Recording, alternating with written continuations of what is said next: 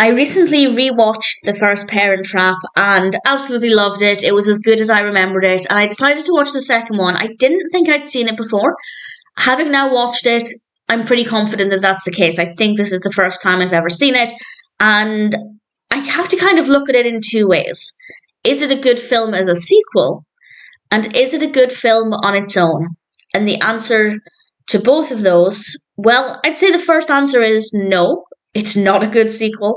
But judging it purely on its own, it is a decent story. And I will expand on those points in a moment. The Parent Trap 2 was released in 1986. It is, of course, a Disney film. It's directed by Ronald F. Maxwell, written by Stuart Krieger.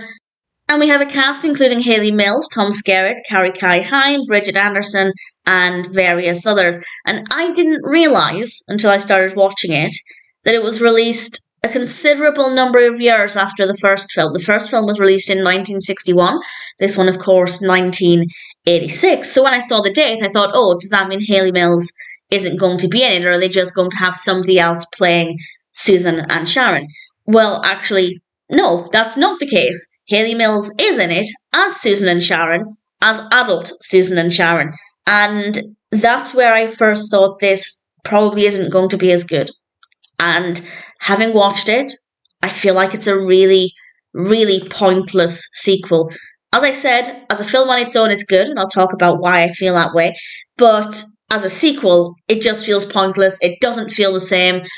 The characters of Sharon and Susan obviously don't really feel the same because they're quite a bit older now. It doesn't have the same energy as the first film. It just doesn't feel like the quality of the first film. It doesn't really even feel connected to the first film. This one focuses on Sharon's daughter, and she's now a single mother. Sharon's a single mother, and her daughter Nikki has a friend who has a single father, and they want them to try and get together. And that's what the film is about.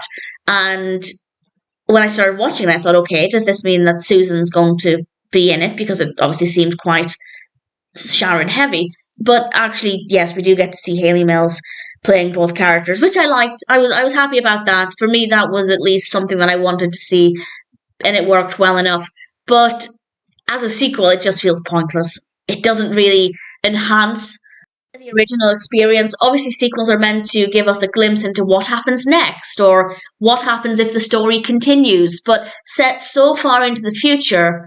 And that's not to say sequels can't be set that far into the future, but I feel like with this one, it doesn't work. I want to know what happens to Susan and Sharon, not necessarily immediately after the first film, but very soon after. And as much as I loved seeing Hayley Mills in this, I would have preferred it if they'd recast Sharon and Susan, and we know they don't have a problem doing that a few years after this because we have the Lindsay Lohan Parent Trap, but I wish they'd recast them and just told us their story maybe a couple of years later, and then perhaps going on to do this one as a third or fourth film. There is a third film, I haven't seen it, I will be watching it. So I don't think it was a good idea.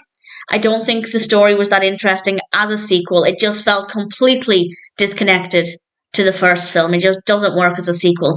As a story on its own, it's absolutely fine, but I don't think the twin aspect was that interesting, the whole Sharon and Susan story. And I think, let's be fair, most people are going to be watching it for Sharon and Susan, wanting to know what happens next with the characters. I don't think that aspect was that interesting, but the story itself of two young girls trying to get their parents together, that's absolutely fine.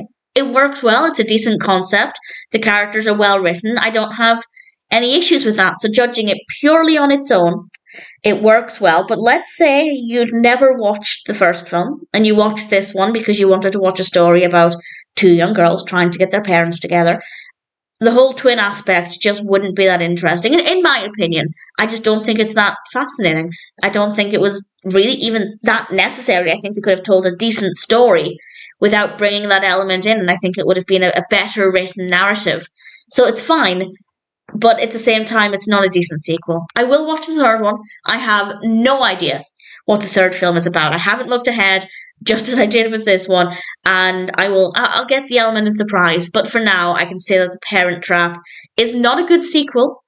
The story on its own is okay, but I don't think this was the right approach. Maybe other people love it. Maybe people really thoroughly enjoyed it, and if that's the case, That's fantastic, and it was great to see Hayley Mills in it.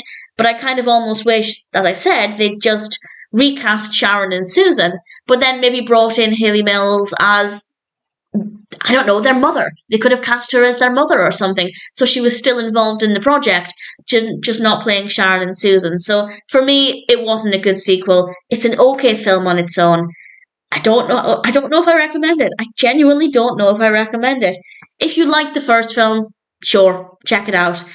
If you're just looking for a good film recommendation, while it does stand on its own, it's still not a brilliant experience.